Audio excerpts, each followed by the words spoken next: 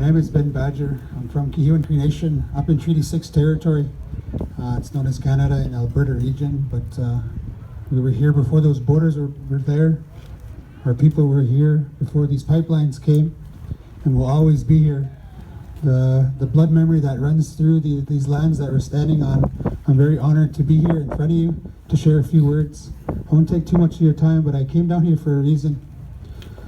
Up north, where this pipeline is being pushed from, and we all know that Enbridge is that company.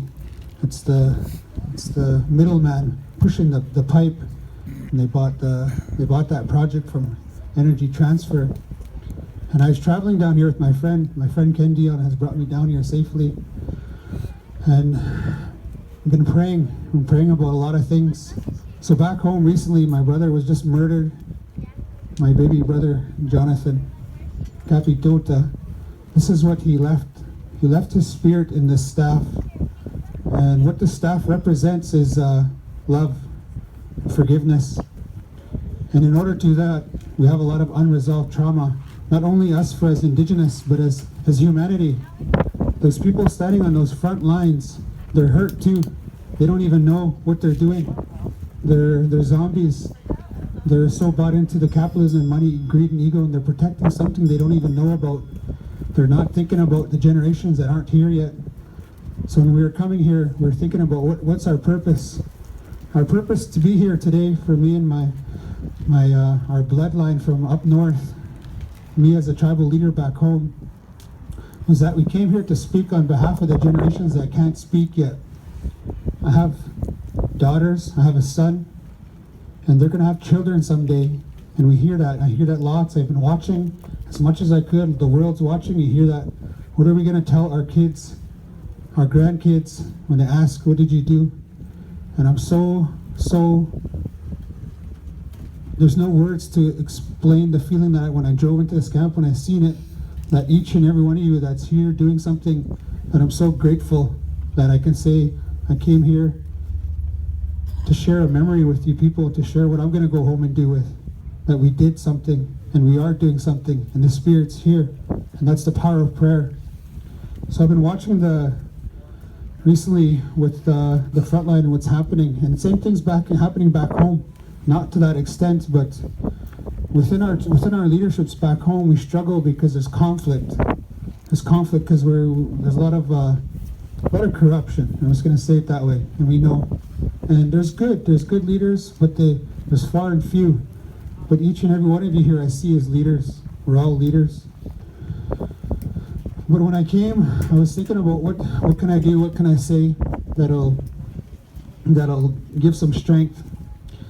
So when my brother was murdered, we buried him last week, and he suffered a lot of abuse as a younger person. We all do some way, somehow. From up north, you have the residential school the government was trying to do to civilize us, and they really did a number on our people and our leaderships because we don't do this enough.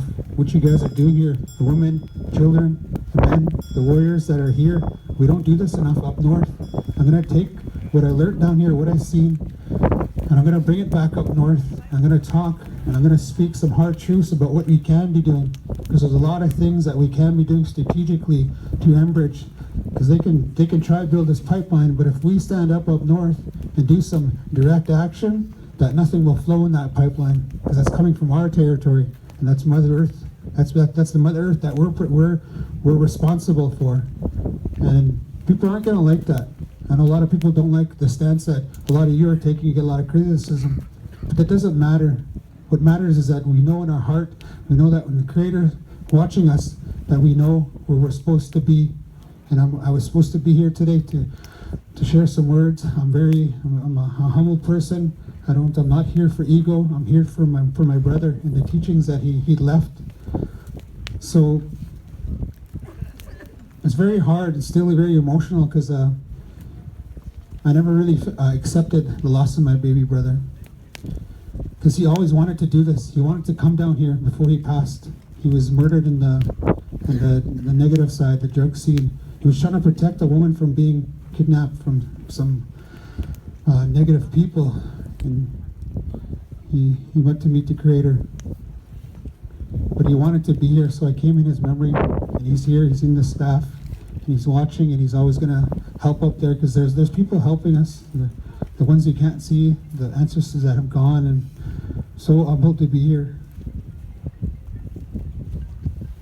I dreamt about a lot of this time. I remember as a kid, and I dreamt someday, somehow, some way, if I had to, I'd fight for my people. And I was lost. I got lost on that journey with addiction as a younger person from the abuse I suffered. And I put it away. I always get, don't talk about that from the older ones. Don't talk about that. And that's the thing that's hurting our people. So we have to go there to heal. And once we do, then we can make these stands. So for me, in order for me to do that, I had to forgive. I had to forgive the person that did this to my brother. That's the only way I could find peace. So when I was coming here, I was praying for those other ones. We get a lot of prayers for this camp and lots of prayers for the people, and I know we're protected. I know we're going to see a lot of negative things. But pray for those other ones, because the Creator's not kind.